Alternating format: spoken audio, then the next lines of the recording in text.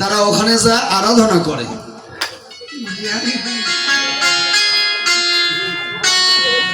ওখানে যা ভক্তি করে, ঠিক কিনা? চরণধুলি মাখে। ওই যে গান আছে না, তাই তো ভোলা ভস্য মাখে। শ্মশানে মশানে থাকে, তাই তো ভোলা ভস্য মাখে। কিন্তু এখন সাধারণ মানুষ মনে করতেছে বাবা তো গাঞ্জা খায়, খায়া ওই ছাইগুলোর নামে তো ভস্য হলেই গায়ে মাখে। কিন্তু আসলে কোন ভস্য মাখে এটা সাধারণ মানুষ বুঝতেছে।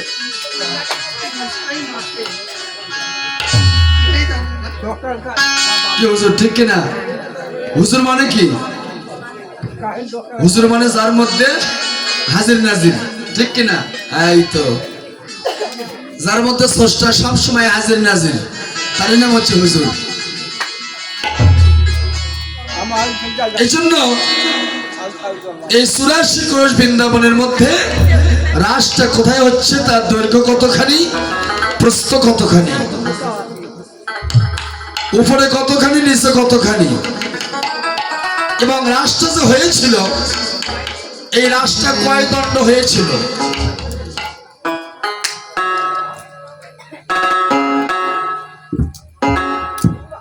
ঠিক কিনা? রাসটা যে হলো কয় দণ্ড? একটা সময় আছে না? না সময় নাই বাবু? তাহলে কয় দণ্ড, কতটুকু সময়, কতক্ষণ সময় এই রাসটা হয়েছিল? আর সেটা দেখলো কে? রাধা কৃষ্ণ গোপীগণ কেউ জানে না, তাহলে দেখলো কে? কি বাবা, বাউল গানের সাইকেলে কম আলোচনা হচ্ছে।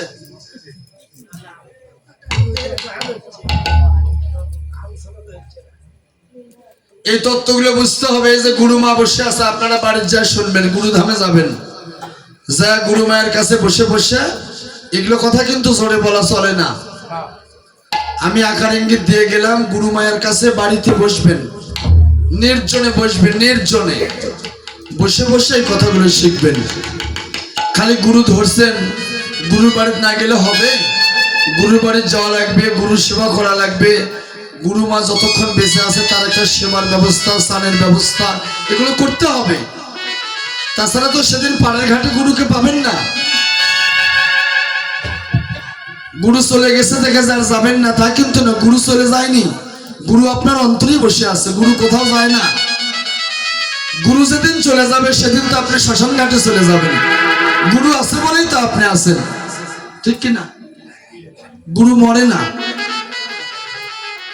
গুরু চির জাগ্রত, চিরঞ্জীব, যার কোনো মৃত্যু নাই। তিনি আছে বলে আমি আছি, তিনি নাই আমিও নাই। গুরু মা যতক্ষণ আছে গুরু ধামে যাবেন, গুরুর সমাধিতে ভক্তি প্রণাম করবেন, গুরু মাকে স্নান করে দিবেন, মাথা মুছে দিবেন, শাড়ি পরে দিবেন, সাজায় দিবেন, এটাই আপনার ভজন।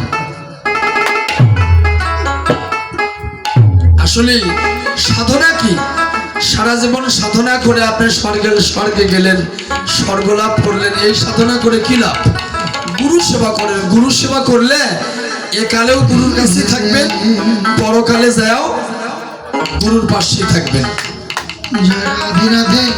আর গুরু বাদ দিয়ে যারা ভজন করে তারা বিভিন্ন স্বর্গে, ঈশ্বরের অনেকগুলো জায়গা তো বিভিন্ন ক্যাম্পাসে তারা পৌঁছে যায়, ওখানে যা বাস করে, তারা গুরুকে পাবে না।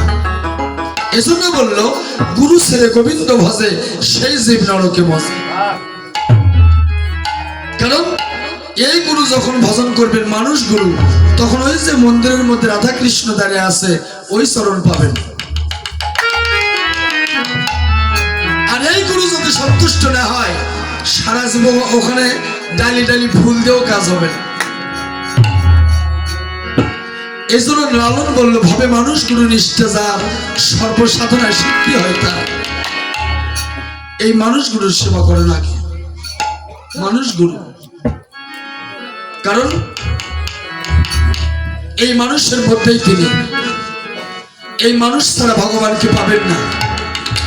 এই জন্য চণ্ডীদাস বলল, সবার উপরে মানুষ সত্য, তাহার উপরে নাই। এই মানুষই সত্য, এই মানুষ ছাড়া আর কিচ্ছু নাই। গয়া, কাশী, বৃন্দাবন, মক্কা শরীফ, সৌদি আরব, বিদেশ, যে জায়গাতে আপনি যান শুধু মানুষ আর মানুষ। যারা হজ করবার যায় তারা ওই যে পাথরের চুমো খায় না, পাথরটার নাম কি? আসক পাথর, আসক। বেশ, ওই পাথরে চুম্বন করে, অথচ ওই জিনিসটা বাড়িতেই আছে, সেখানে চুম্বন করছে না।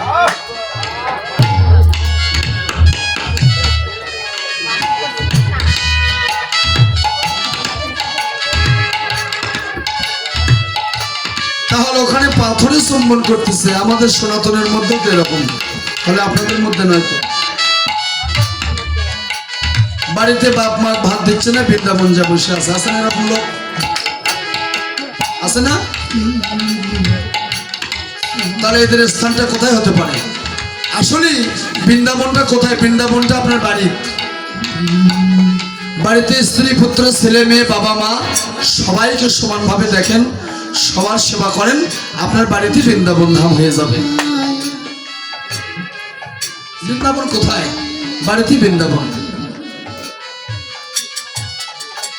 এই জন্য মায়ের চরণ তলের সন্তানের স্বর্গ। এই জন্য মায়ের সেবা করেন। যে পিতার অংশ, যে পিতার বীজ দিয়ে আপনার দেহটা তৈরি হলো, সেই পিতার সেবা করেন। স্ত্রী পুত্র বাবা মা ভাই বোন সবার সেবা করেন, তাহলে এদের আশীর্বাদে আপনি অনেক দূরে পৌঁছে যাবেন।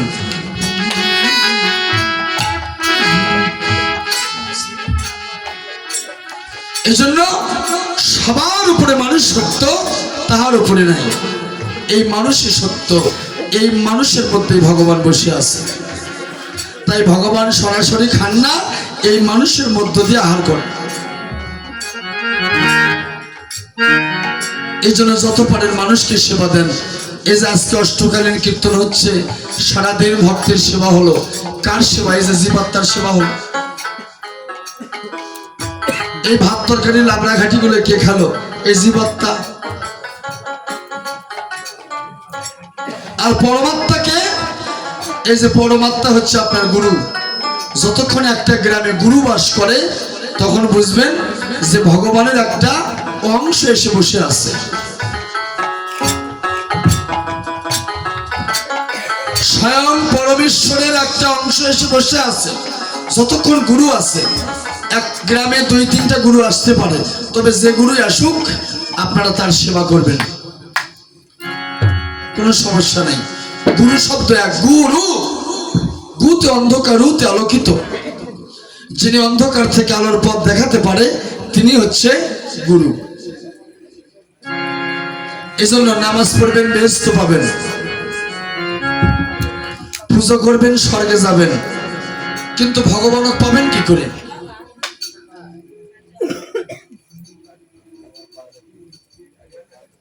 নামাজ পড়লেন, আর সালাতু মিফতাহুল জান্নাত, নামাজ বেহেশতের চাবি, ঠিক কিনা?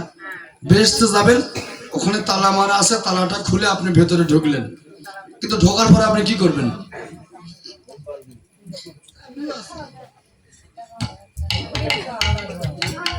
আচ্ছা যাই হোক, ওর মধ্যে যা হয় হোক। তাহলে আপনি বেহেশতে গেলেন, পুজো করে স্বর্গে গেল, কিন্তু ভগবানের কাছে গেলে কি করা লাগবে? এই ভগবানের কাছে গেলেই একমাত্র গুরু সেবা করতে হবে। এই সাধুগুরু বৈষ্ণবের যারা সেবা করেন একমাত্র তারাই ভগবানের কাছে পৌঁছে যান।